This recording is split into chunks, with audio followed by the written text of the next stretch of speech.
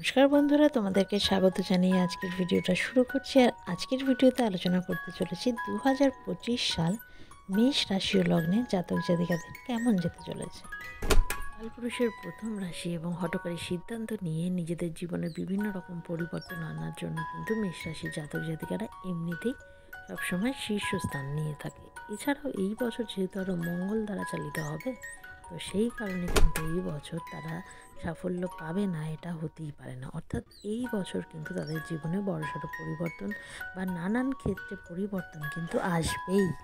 এছাড়াও সারা বছর ধরে বৃহস্পতির অবস্থান কিন্তু অর্থভাগ্যকে এই বছর বেশ ভালো করতে চলেছে। সাকসেস রেট কিন্তু যথেষ্টই বেশি থাকবে 2025 সালে এবং বিদেশ যাত্রারও কিন্তু যোগ থাকবে।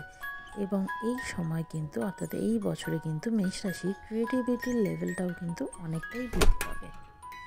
এর সাথে সাথে কিন্তু এই বছর অর্থাৎ বছরের প্রথম দিকে এবং শেষের দিকে এই মাঝামাঝি সময়টা কিন্তু খুব একটা সমস্যা তৈরি করবে না। তবে বছরের শুরুটা এবং শেষটা কিন্তু শারীরিক সমস্যা আসতে পারে, অর্থাৎ শরীর স্বাস্থ্য নিয়ে কিন্তু নানাভাবে মেষকে বিঘ্ন করতে পারে এই বছর কেতুর অবস্থান।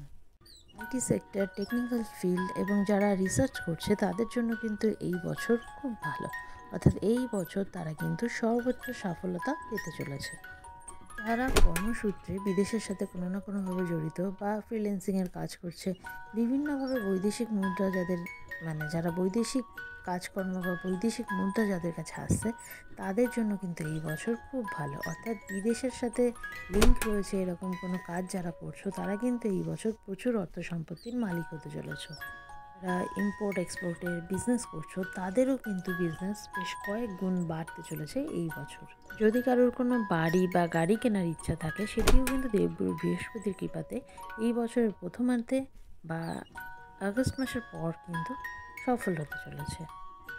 আইনি জটিলতা কিন্তু আসতে পারে এই বছর, তো সেই দিকে কিন্তু সাবধানে থাকতে হবে। বিশেষ করে বছরের শেষের দিকটায় কিন্তু আইনি জটিলতার মাত্রা কিন্তু বৃদ্ধি পেতে পারে বা এই নিয়ে কিন্তু অনেক ভোগান্তি তৈরি হতে পারে। বছরের মাঝামাঝিতে কিন্তু মানসিক চাপ বৃদ্ধি পেতে পারে এবং রাগ জেদ কিন্তু প্রচণ্ডভাবেই বাড়তে পারে।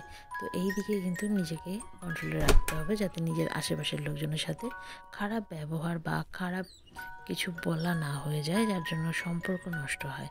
কারণ এই বছর কিন্তু প্রেম ভালোবাসার ক্ষেত্রে যেমন নতুন সম্পর্ক আনবে, তেমন আবার কিন্তু সম্পর্ককে ধরে রাখার জন্য নিজের রাগ জেদকে কন্ট্রোলে রাখতে হবে এই বছর। এমনিতেই মঙ্গলের বছর, আর মেষ রাশির জাতক জাতিকাদের এমনিতেই একটু রাগ জেদ বেশি থাকে। তো এই বছর কিন্তু সেই জেদের জায়গাটা কিন্তু আরেকটু বাড়বে। অর্থাৎ এমন হতেই পারে যে কিছু ভুল বোঝাবুঝির কারণে, ভুল সিদ্ধান্তর কারণে কিন্তু খুব ভালো একটা সম্পর্ক কিন্তু নষ্ট হয়ে যেতে পারে।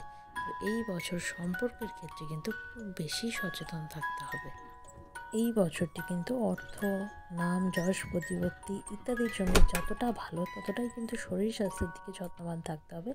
অর্থাৎ শরীর স্বাস্থ্য নিয়ে কিন্তু ভাবাবে এবং এই শরীর স্বাস্থ্য রিলেটেড খরচ কিন্তু বৃদ্ধি পাবে। অর্থাৎ নিজের শরীর খারাপ হয়ে যাওয়ার জন্য কিন্তু খরচ বৃদ্ধি পেতে পারে। তো এই বছর প্রতিদিন হনুমান চল্লিশা স্নান করে এসে পাঠ করতে হবে।